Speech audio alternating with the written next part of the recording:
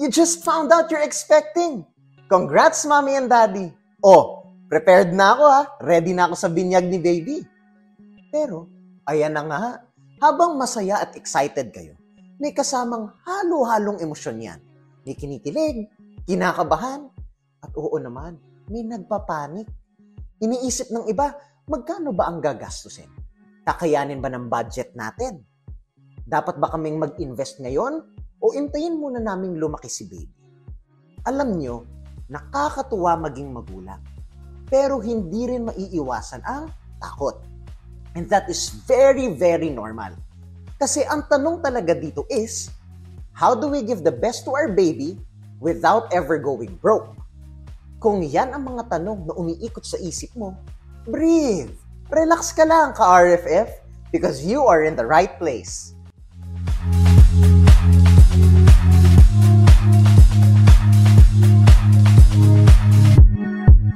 Eto na nga.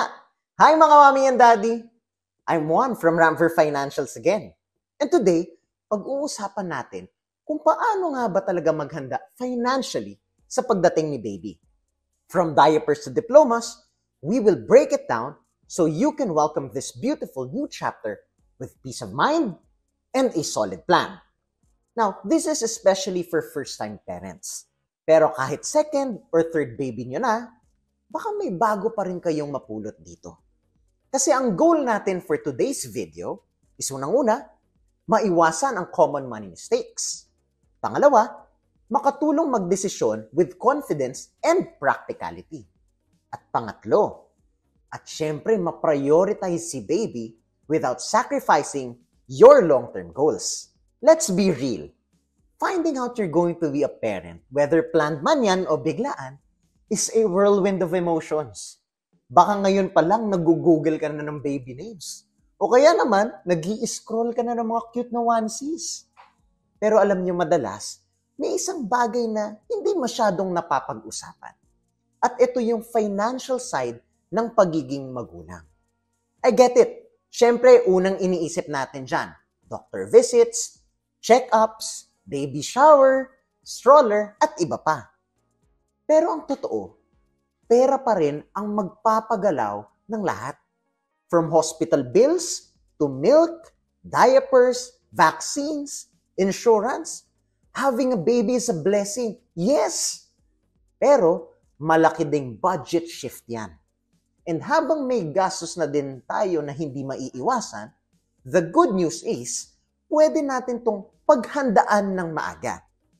So in this video, I'll walk you through what expenses really matter, how to adjust your emergency fund, and how to start investing for your child's future even bago pa siya matutong maglakad. So, let's start with the basics. Magkano nga ba ang kakailanganin ni baby sa unang taon niya? Ang dami nating nakikita at napapanood online. Pero minsan, nakakalito na eh. So, here is a simplified checklist na nakabase sa essentials. So what are these must-haves? Unang-una dyan is medical expenses. An example, sa St. Luke's, ang normal delivery package for private room patients, it ranges from 100,000 to 160,000 pesos. Ang cesarean section naman, well, that can go from 180 to over 200,000 pesos. Nakadepende pa yan sa OB at sa kwarto. Meron pa yung mga ultrasounds, labs, newborn screenings, so prepare at least 150,000 to 250,000 overall for medical needs. A Ramver tip, ask your OB about hospital package options para makapagtabi kayo ng budget monthly. While for feeding essentials, so kung breastfeeding, mas tipid ito, pero may gastos pa rin yan, kagaya sa mga pumps, storage bags, tsaka sa mga vitamins. Kung formula-fed naman, at least 3,000 to 5,000 pa yan, depending on the brand. So ask your pedya if may samples o kaya alternative brands na good quality pero more affordable. Eto naman, for hygiene and clothing, diapers can cost you at around 1,000 to 2,500 pesos per month. Ito ay mga wipes, bath essentials, at saka mga basic loads. Pero take note ha, mabilis yan. Kasi mabilis magpalit dahil ang laki rin lumaki ni baby. While for sleeping space naman, a decent crib o kaya ang co-sleeper ranges from 3 to 10,000 pesos. Hindi kailangan ng designer nursery muna. Love, safety, and comfort ang mas mahalaga kay baby ngayon. Pero syempre, meron rin namang mga nice to haves. Pwede naman ito, pero kung may extra. Kagaya ito ng mga designer baby clothes, luxury strollers na parang spaceship, high-tech bottle warmers, baby monitors. This is all nice and good for your baby. Pero for now, let's prioritize health and safety. Tandaan, hindi kailangan ng mamahaling gamit para maramdaman ni baby na mahal nyo siya. Pero ito, before baby, okay na sa atin ang 3 to 6 months worth of emergency fund. Pero ngayon, dagdag tao na, which means dagdag gastos, dapat adjusted na din ang buffer. So let's say, before baby, ang monthly expense nyo ni Mrs. ay 40,000 pesos. Well, after the baby, umabot na tayo ng 55,000 pesos. So ang old emergency fund goal natin is, let's say, 40,000 multiplied by 6 months, meron kayong 240,000 na nakatabi. Pero ngayon na nandito na si baby, ang new goal, your monthly expense na 55,000 multiplied by 6, around 330. That's a 90,000 pesos difference. Bakit ba tayo mag-a-adjust? Kasi meron tayong mga emergencies. May mga lagnat, ER visit, o kaya medication. So pwede agad gumastos ng 5 to 15,000 pesos. Here's a Ramper tip. Start small, kahit 2,000 per month during pregnancy. By the time na manganak ka, may buffer ka na. Bonus tip.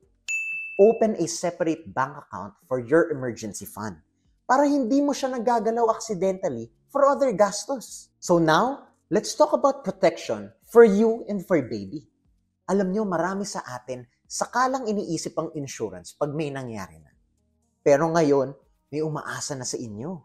Kaya kailangan na talaga ito pagtuunan ng pansin. Try to start looking at these 4. Term life insurance. Affordable, pero high coverage na. Meron naman tayong critical illness insurance. Ito naman yung mga for big what-ifs like cancer o kaya man stroke that could protect you. And you, of course, your loved ones. Health insurance. Alam nyo, ang dami-dami ng HMOs and medical insurance that are available. This is very helpful, especially para sa mga check-up. Pero if you want to up the scale a bit, may halong protection and investment, I'd suggest looking at VUL. These are for long-term goals. Could be possible for education o kaya retirement funds for you parents. Alam nyo, ito real talk ha. May mga tao ako na nakilala na kumuha ng insurance while healthy pa. Pero nung tinamaan sila ng sakit, nakapag-focus sila sa recovery, hindi sa bayarin. Yun ang peace of mind na gusto namin para sa inyo. Pero eto na nga, usapang pag-aaral. Tuition fees go up yearly. A 400,000 fund today, pwede maging 1M in 18 years. Pero huwag kayong magpanik. Maliit na ipon, basta consistent, malayo ang mararating. Ito sample. Ang 1,500 na pwede niyong ipunin buwan-buwan with over 8% returns will give you over 500,000 already in 18 years. With the same 3,000 per month, posible nang umabot ng 1,000,000 ito. There are financial tools that you can consider, like mutual funds, UITFs, o kaya mga education-focused investment plans. Alam nyo, hindi nyo kailangan magbenta ng lupa pag college na si baby. And if you don't know where to begin, nandito kami mga ka-RFF. Ang Ramper can help you start with just the right budget and of course, the right timeline. So, let's recap your baby-ready money checklist. Napag-usapan na natin ang essentials versus nice-to-haves, ang updated emergency fund, mga life insurance, tsaka mga health insurance. Protection is not expense, ha? And of course, start saving early for education. Try to track every baby-related expense for the first 3 months. May mapapansin kayong mga patterns dyan. Tapos don't forget to involve your partner. Financial planning is a team sport para mas masaya. And don't ever compare your journey to others online. Social media is not reality. Hindi laman lahat ng nakikita natin sa social media ay dapat sundin. May iba't iba tayong mga personalities at iba-iba rin ang tinatahak sa ating mga mundo. Ang aming mga ka-RFF, you don't need to be rich to be ready. You don't need millions in the bank to start securing your family's future. What you really need is a clear plan. And the earlier you start, the lighter the journey becomes. See, whether it's for your child's education, your parents' health care, or your own peace of mind, taking the first step today means fewer worries tomorrow. O, diba? Ang ganda pakinggan. And remember this, you don't have to do it all alone. At Rampver, our financial advisors are here to guide you. Walang pressure, no confusing jargons, and again, just honest conversations and practical solutions tailored for real people, especially our upcoming parents. So, again mga ka-RFF, if this message hits close to home, maybe it's time to ask yourself, what kind of future am I building? And who am I building it for? Take a moment, breathe, reflect, then reach out. But most importantly, start the conversation. Because, you know what? The best time to prepare was yesterday. The next best time, it's today. So, if this video helped you in some way, don't keep it to yourself. Share it with your friends, yung mga tito nyo, tita, ninongs, ninangs, o kaya upcoming parents, who are friends.